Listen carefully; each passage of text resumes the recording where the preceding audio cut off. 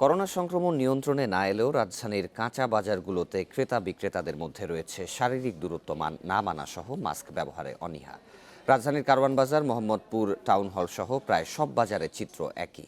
গাদাগাদি পরিবেশে চলছে পণ্য কেনাবেচা। প্রশাসন থেকে স্বাস্থ্যবিধি মেনে সামাজিক দূরত্ব বজায় রেখে কাঁচা বাজারগুলোতে বসানোর জন্য বলা হলেও মানছে না কেউই। এতে বাড়ছে করোনা সংক্রমণ ঝুঁকি। মাস্ক না পরা নিয়েও ক্রেতা বিক্রেতারা দিচ্ছেন নানা অজুহাত। ভ্রাম্যমাণ আদালতের নিয়মিত অভিযানের সময় কিছুটা সচেতনতা দেখা গেলেও পরে আবার একই অবস্থা দেখা যাচ্ছে।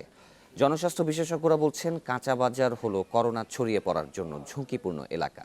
এসব এলাকায় তাই মাস্ক ব্যবহার জরুরি। এছাড়া মানতে হবে অন্যান্য স্বাস্থ্যবিধি। না, আমাদের অসুস্থ অভিনয় বাজান, আমরা পানির কাম করি, বুঝছো। গরিব মানুষের অসুখ হয় না। গরিব মানুষ যে আল্লাহ বুঝে, যারা গরিব মানুষ এর অসুখ হলে এরা কর্ম করে খাবি করছে।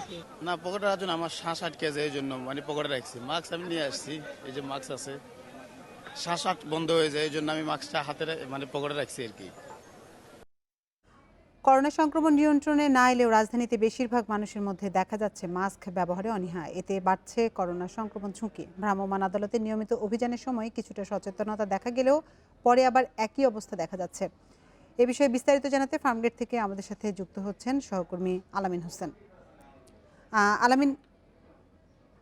আলামিন, আপনার কাছে প্রথমে জানতে চাইবো যে সাধারণ মানুষের মধ্যে সচেতনতা কেমন দেখছেন? কিছুদিন আগে ভ্রাম্যমাণ আদালত যখন অভিযান পরিচালনা করেছে তখন আমরা দেখতে পেয়েছি যে ৭০ থেকে ৭৫% লোকই মাস্ক ব্যবহার করছে জরিমানার ভয়ে হলেও।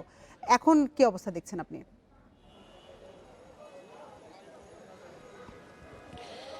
আমরা আসলে এখন সকাল থেকে বেশ কয়েকটি কাঁচা বাজার গিয়েছিলাম। পরিস্থিতি আসলে একটুও পাল্টায়নি। প্রশাসনের পক্ষ থেকে যখন ভ্রাম্যমাণ আদালত পরিচালনা করা হয় তখন দেখেছি বেশ কিছু তাদের পক্ষ থেকে জরিমানার পাশাপাশি একটি মাস্ক বিতরণ করা হয় এবং সেই প্রশাসন চলে যাওয়ার পরে আবার অবস্থা যেরকম সেরকমই চলে আসা। তবে আমি যদি আসলে একটু দেখাতে চাই, আমরা এই মুহূর্তে কারওয়ান বাজারে চলে আসছি। আপনি দেখতে পাচ্ছেন নিশ্চয়ই যে যার মতো দেশে যে একটি মহামারী চলছে কিংবা প্যান্ডামিক চলছে, জনস্বাস্থ্য বিশেষজ্ঞরা থেকে শুরু করে সরকারের বিভিন্ন দায়িত্বশীল পর্যায়ের ব্যক্তিরা দফায় দফায় জনসাধারণকে নানা মাস্ক ব্যবহার করার জন্য যে সচেতনতামূলক বার্তা দিচ্ছে সেটি আসলে কোনোভাবেই কাজে আসছে না। সম্প্রতি আপনি জানেন যে মন্ত্রিসভা থেকে এরকম একটি সিদ্ধান্ত দেওয়া হয়েছে যে যারা মাস্ক না পরবে তাদের জেল জরিমানা করার বিধান রয়েছে। আজকে সিভিল প্রশাসনের যে সমস্ত কর্মকর্তা রয়েছেন, বিশেষ করে ক্যাডার সার্ভিসে যারা আসলে অন্তর্ভুক্ত রয়েছেন, তাদের অন্য একটি অনুষ্ঠান থাকার কারণে, অন্য একটি কর্মসূচি থাকার কারণে তারা আজকে ভ্রাম্যমাণ আদালত পরিচালনা করতে পারছেন না। তারপরও পরিস্থিতি আসলে খুব একটা পাল্টায়নি। আমরা এখানে কিছুক্ষণ আগে একজনের সাথে কথা বলেছিলাম, আমরা যদি তাকে একটু দেখাতে চাই। এখানকার কারওয়ান বাজারের সবজি বিক্রেতা, তার নাম হচ্ছে ওমর ফারুক। তিনি গেল বৃহস্পতিবারে ভ্রাম্যমাণ আদালতের কাছে 100 টাকা জরিমানা দিয়েছিলেন, মাস্ক পরেন না আসলে এই অপরাধ বা এই দায়।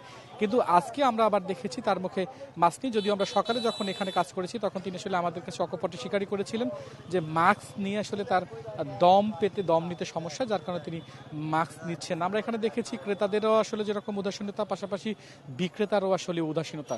পরিস্থিতির খুব একটা পাল্টায়নি। সকালে আমরা একটি মাছ বাজারে গিয়েছিলাম, সেখানেও দেখেছি ক্রেতা বিক্রেতা কারো কাছে আসলে মাস্ক নেই। সচেতন ব্যক্তিরা যেরকম আছেন, অসচেতন ব্যক্তিরাও সেখানে আছেন।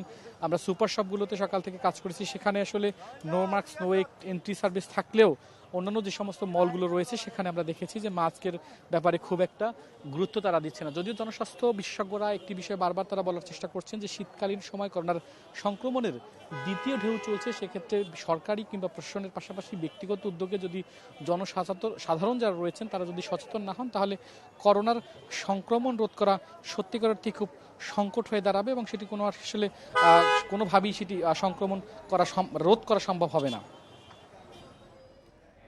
ফার্মগেট থেকে জানাচ্ছিলেন সহকর্মী আলামিন হোসেন।